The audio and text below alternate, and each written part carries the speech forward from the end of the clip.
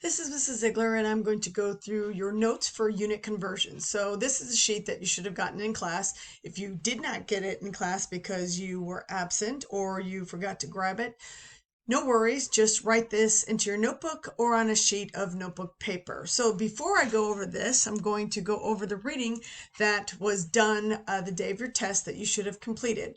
So I'm just going to go over this information. This is an assignment that was done in class and was graded and returned back to you if you actually completed it. So the first two questions that you're answering is, what are SI units?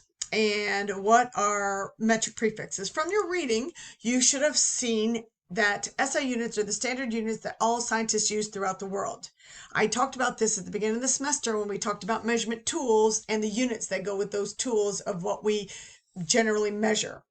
The metric prefixes are the words that go before the unit that stands for a conversion unit. So remember, prefixes mean that they go into the front of the word and they have specific meanings. So in the metric prefixes, these are some of the prefixes that you need to know, but there's specifically 6 of them on your notes, or that you will have in your notes, that you need to know. So in your textbook on page 17, it says page 37, but it's actually page 17 in your textbook will help you complete this sheet. Okay, so for your notes, all right, so what are metric prefixes for? I already told you they are used to help making units easier to write and to use whenever we are doing specific measurements. The 6 prefixes that you need to know that we usually use, which you did actually learn in elementary school, are these 6. Okay, so this red box represents the base unit. So the base unit means those SI units, such as liters, grams, meters. Seconds would be a base unit. Kelvin would be a base unit, but we don't really use prefixes for temperature. So the 6 prefixes are these: kilo, hecto, deca, deci, centi, and milli. Now, these prefixes stand for these numbers, okay? But you don't necessarily have to write these down because you're going to use a conversion sheet.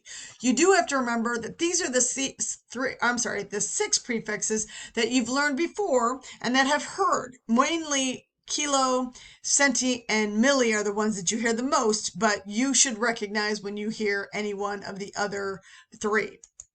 So in your notes, it talks about the metric stair step. I'm going to show it to you, but this is not something that you need to write down. Okay, it does represent the 6 prefixes that you need to know. And it's just showing you here that it's like a staircase when we are going from one unit to another. So understanding that the metric prefixes mean that they are by the power of 10. You're either going to multiply by the power of 10 or you're going to divide by the power of 10, depending on the unit that you need to go to. Down here, it talks about an acronym to help you, but again, you do not have to write this down for your notes, because what we are going to learn is what you used to do in elementary school. So remember, in elementary school, you were told that we move the decimal however many times or how many other places we need to go in order to go from one unit to another. So again, when we start with our base unit, bigger units go this way, smaller units go this way. So if I'm converting 2 kilometers to 1 meter, okay, what that means is wherever my decimal is, if I'm moving from one unit to another, however many places that I move is the number of places I'm going to move my decimal, because that's essentially moving it by a power of 10.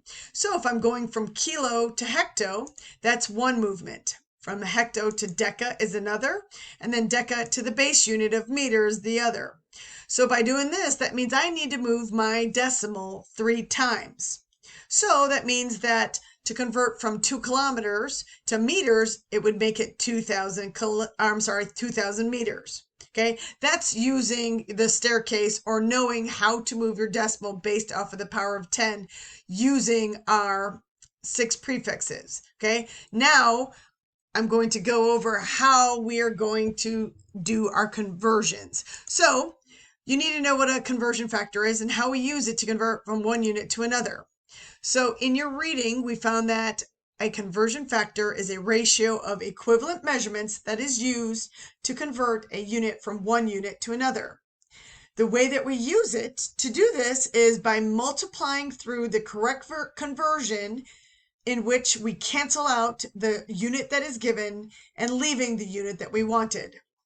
Okay, so I'm going to show you how to do that.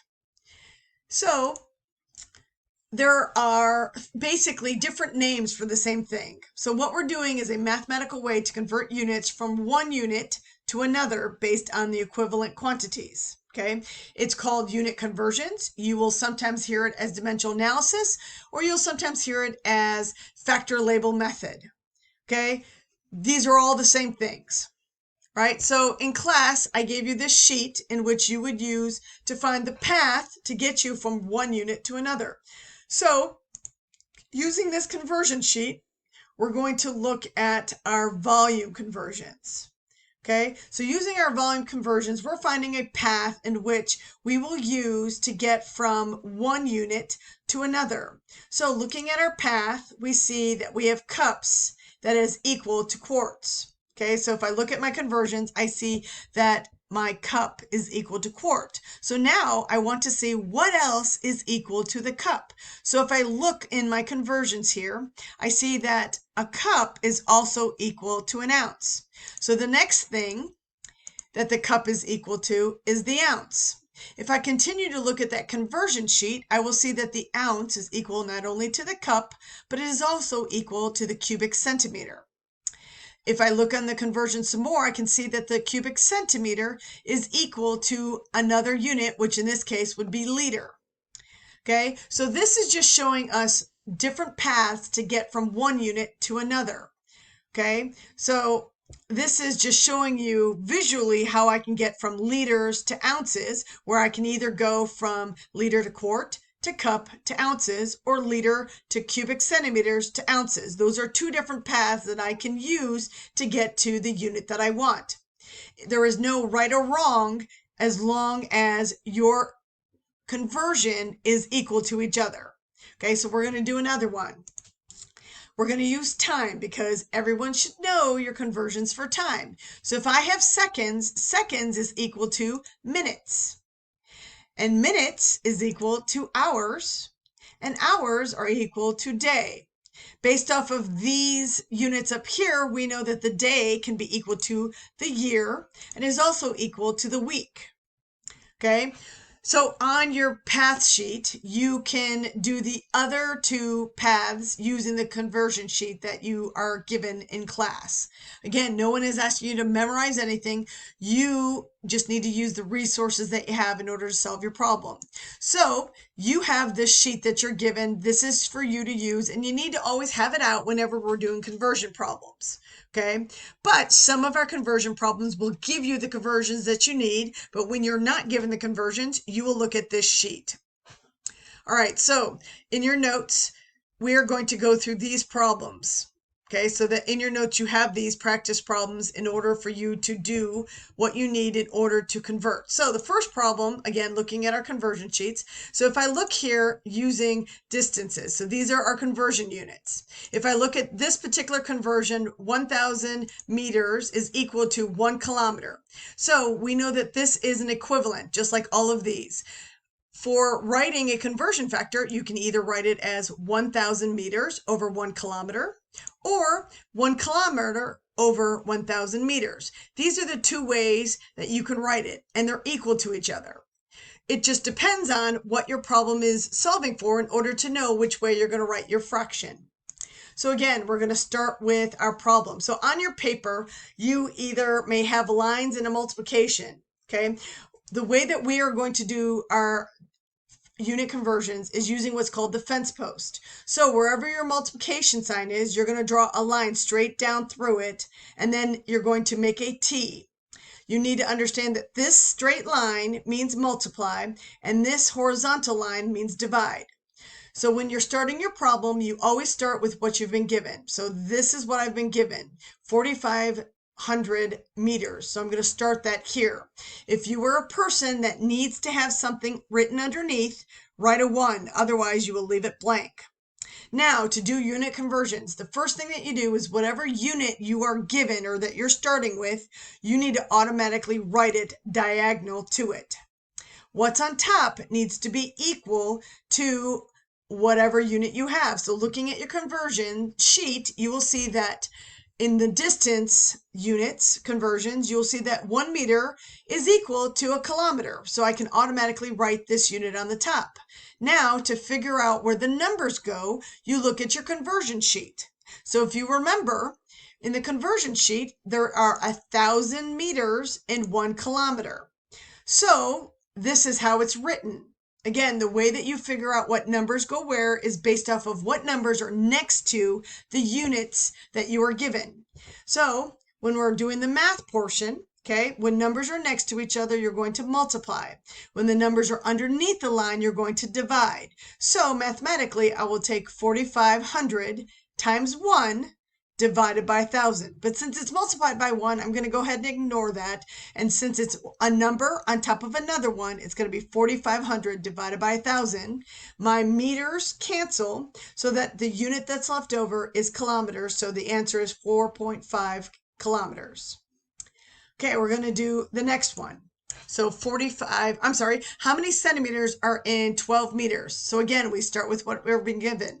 So that's 12 meters. Meters is here, so that automatically goes here. What's on top is what it's equal to. Since I'm going to centimeters, I do have a conversion that have meters equal to centimeters. The numbers that go with it is again based off of what the conversion says. 1 goes with meter, 100 goes with centimeter. And then again, numbers are next to each other. My meters cancel so that I'm left with 1,200 centimeters. Next problem. Again, there's no words, but this is exactly the same type of problem. I have 0.00003 meters, and we're trying to get to dm, decimeter. So I've got my starting point. Since m is here, I'll put m right here. Again, in my conversions, I know that it is equal to dm.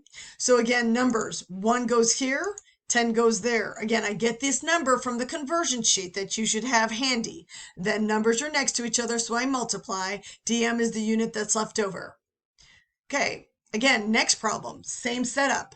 Start off with what I've been given. M is here, so I put M here. What's on top is what it's equal to, and since I'm trying to go to centimeters, that's what should be on the top. Numbers go where they are next to whichever units. Numbers are next to each other, you multiply. Meters cancel, so centimeters is what is left. Okay, I have one more problem, which is a one-step problem, which is all the other ones. So I've started off with what I've been given, 45 centiliters. Centiliters is here, so I'm going to put it diagonal. What's on top is what it's equal to. Again, the numbers are based off of whatever number goes from here in front. You should also recognize that whenever we had a C in front of our base unit, that the number that went with it was always 100. Again, that has to do with the prefixes. Okay, so again, number on top of another, we're going to divide. Our centiliters cancel, liter is the last one. Okay, so now the last problem that we are going to do is a multi-step. So I've got centigrams that I'm trying to get to, and I'm starting with 2 kilograms. So again, I'll start with what I've been given. This unit is going to go diagonal. Okay, so now, generally, since I need to go to centigrams, if I look at my conversion sheet, I will not find a conversion in which kilograms are equal to centigrams. So what I need to do is I need to put the unit that I know is equal to the kilogram. So if you look in your mass conversions, you will find that the kilogram is equal to the gram. So that's what I'm going to put on top. Now, since gram is not what I'm looking for, that means I need to do another conversion. So I'm going to put another bar to show that I have to multiply by another conversion. So since this is not what I want, I'm going to put that unit diagonal. What's on top is what is equal to the gram. And since I'm trying to go to centigram, again, if I look at my conversion sheet, I will see that the centigram is also equal to the gram. So that's what's going to go on top. Now that I have all my units in the right places to get to what I want, I'm just going to put the numbers based off of what they are in the conversion sheet. So it's 1 kilogram to 1,000 grams. And it's 1 gram to 100 centigrams. So now I have all my units set. The kilograms cancel. The grams cancel. Centigrams is what I'm left with. Since all the numbers are on the top and they're next to each other, I'm going to multiply across. Since there's ones on the bottom, that's all I have to do. Okay, so again, you are going to use your conversion sheet. It will be very helpful to you. You'll either use this conversion sheet or the other conversion sheet that you're given, or you're going to be given conversion problems. I also have a sheet where you can actually write your conversions on here so that you know the different ways that you can write your different ratios. You are welcome to grab one of these so that you can write them down, cut them out, and manipulate them if you need. Otherwise, if you need any help, please review these notes or ask questions in class.